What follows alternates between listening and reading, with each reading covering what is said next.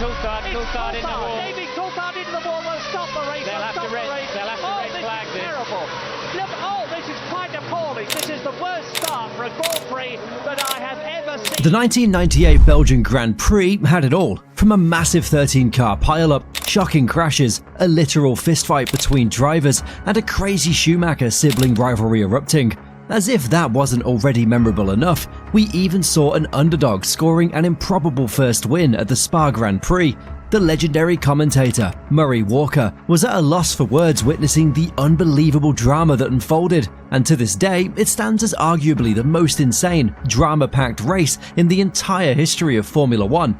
Qualifying set the stage for the drama to come as a fierce battle played out between McLaren teammates Mika Hakkinen and David Coulthard. With perfect cool and dry track conditions on Saturday, the two went back and forth trading blows. Coulthard set a new fastest time, only for Hakkinen to immediately respond by going even quicker. It was a thrilling duel in the fight for pole position. When the dust settled, it was Hakkinen who emerged victorious, but by the smallest of margins, just 1/10 of a second separating him from Coulthard as the McLarens locked out the front row. The qualifying session saw Damon Hill secure an impressive third place on the grid, outperforming Michael Schumacher and Eddie Irvine, who lined up in P4 and P5 respectively. Schumacher's best lap time came under scrutiny due to a waved yellow flag incident, with Hill ultimately edging him out by a fraction of a second. Beyond the front runners, other drivers faced their own challenges. Jacques Villeneuve managed a respectable 6th place despite nearly wrecking his Williams the previous day. Mika Saulo, however, wasn't as fortunate, crashing his arrows during qualifying, a precursor to further trouble that would unfold for him in the race itself. Race day proved to be a rollercoaster of events. Despite forecasting predicting warm, dry conditions, a surprise rain shower arrived early Saturday morning, catching everyone off guard. After all, it never rains at Spa, does it? Michael Schumacher demonstrated his wet weather prowess during the warm-up session, setting the pace in his Ferrari, followed by Irvine, Hakkinen, Fisichella, Ralf Schumacher, and Hill. However, the unpredictable weather meant only a few drivers, including Villeneuve, Lacey, and most notably, Michael Schumacher himself, opted for intermediate tyres as the race began. Others, like Hakkinen, Coulthard, Hill, and Irvine, played it safe on full wet tyres. But boy, this race couldn't be anything further from safe. When the race began, Mika Hakkinen made a solid start, but his teammate David Coulthard struggled to get going. Jacques Villeneuve, on the other hand, surged forward to challenge Hakkinen for the lead. Damon Hill experienced excessive wheel spin, dropping back from 3rd to around 7th, allowing Michael Schumacher to move up to 3rd place. While the frontrunners got away cleanly, chaos erupted behind them. The spray from the cars made visibility extremely poor, but it appeared that Eddie Irvine made contact with Coulthard, sending the McLaren spinning across the midfield on the approach to Eau Rouge, resulting in a major crash into a concrete barrier. It was a harrowing sight as the car spun across the track, with other drivers desperately trying to avoid the oncoming hazard. Rubens Barrichello, Olivier Panis, Ricardo Rosset, and Mika Salo were among those whose cars were too severely damaged to continue. Fortunately, none of the drivers suffered serious injuries. It took nearly an hour to clear the wreckage and prepare spare cars for a restart. Irvine took Schumacher's spare Ferrari, while Coulthard took the spare McLaren. Jordan's Ralf Schumacher was the only driver who managed to skillfully navigate through the initial mayhem unscathed. After the long delay, only 18 cars took the restart grid. Damon Hill made up for his poor initial getaway by nailing the restart, sweeping past both McLarens into the lead as they navigated La Source hairpin again. While Hill was loving life, Hakkinen's day took a nightmarish turn. Why is that, you ask? Exiting La Source, Hakkinen's McLaren spun 180 degrees, leaving him stranded on the racing line. Johnny Herbert Sauber had no time to react and ploughed into the stricken McLaren, eliminating both on the spot and prompting a safety car period. Thankfully, this time the incident didn't force the race to be halted, just like there's no halt in the content I'm bringing you. So, if you're enjoying it, please subscribe, will you? McLaren's misery was compounded when David Coulthard struggled for grip on the opening lap after the restart. He made contact with Alexander Wurz's Benetton, spinning into the gravel trap. Coulthard was able to extract himself and rejoin, but from the very back of the pack. As the safety car led the field, the top 10 order was Hill, Michael Schumacher, Irvine, Alesi, Villeneuve, Frentzen, Ralf Schumacher, Fisichella, Dennis and Verstappen. No, not the current F1 star, but given his recent form, a record-breaking spree, who would be surprised if he also found a way to win this race too? After clearing the crashed Sauber and McLaren, the race resumed just 2 laps later. Hill's Jordans, shod with intermediate tyres in anticipation of drying conditions, initially looked confident and assured as the changing conditions unfolded. He managed to maintain a slender lead over Schumacher's Ferrari for the first few intense laps. However, as the rain intensified, it became evident that the Jordan was struggling to cope. It was an unusual sight to see Hill and the Jordan outfit leading. But on lap 7, Schumacher seized his opportunity, outbraking Hill into the bus stop chicane to take over the lead of the race. As the Belgian Grand Prix unfolded, Jos Verstappen's race came to an abrupt end on lap 8 when his Stewart suffered an engine failure. Eddie Irvine also encountered trouble a lap later, breaking his front wing and bodywork after missing a chicane and striking a curb. This incident necessitated a lengthy pit stop for repairs and a switch to full wet tyres.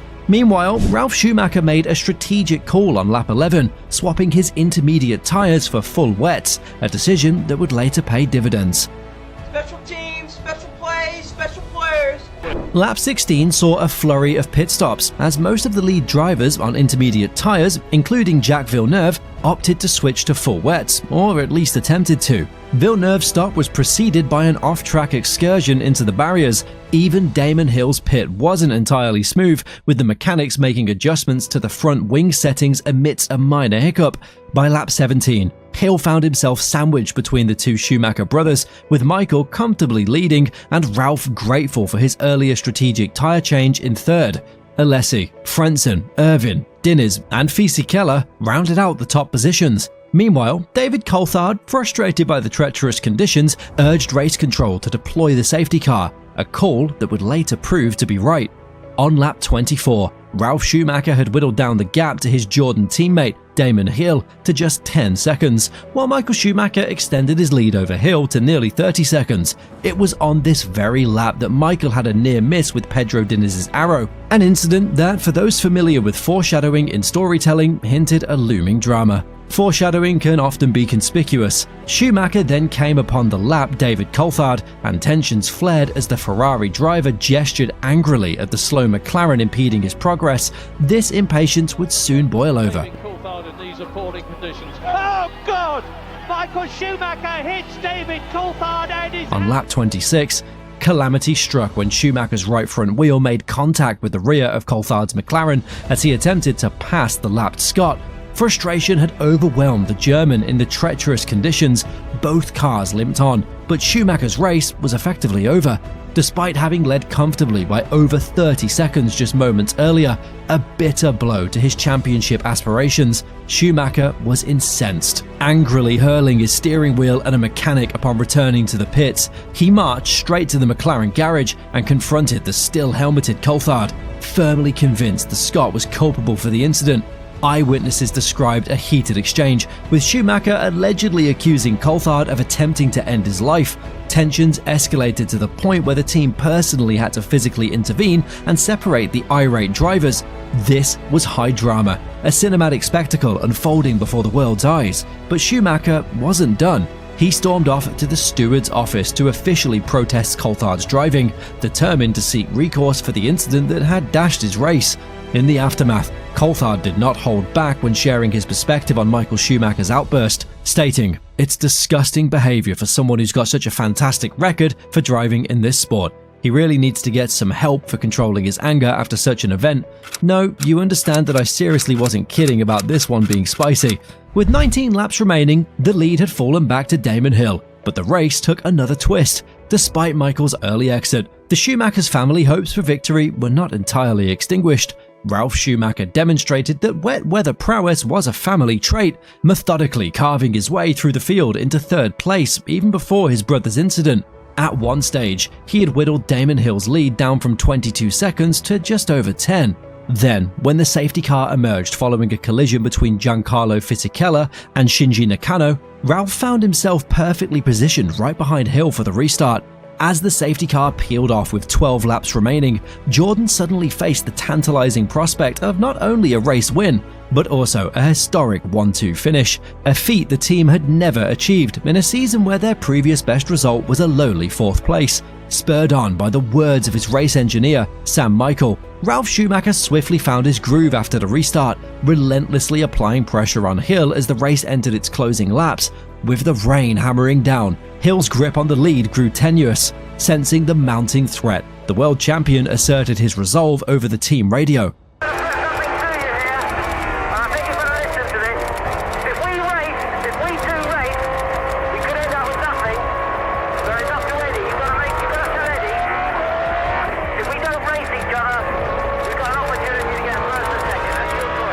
The Jordan team found themselves grappling with a difficult decision, weighing up all factors, including Ralf Schumacher's ongoing contract negotiations for the following season.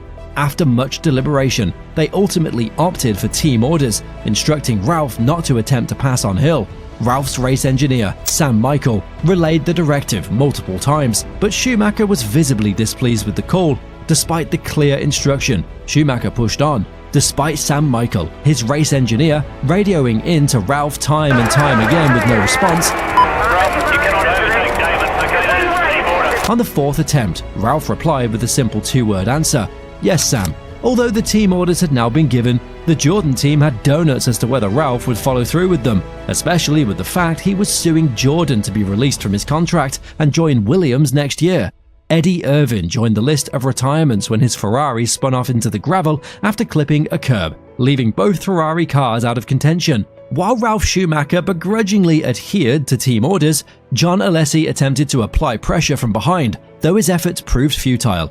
Heinz-Harald Frentzen and Pedro Diniz ultimately couldn't keep pace with the leading trio, while Jarno Trulli salvaged a hard-fought point for Prost, albeit 2 laps adrift of the leaders. Sometimes a cautious, consistent approach secures a modest result, right?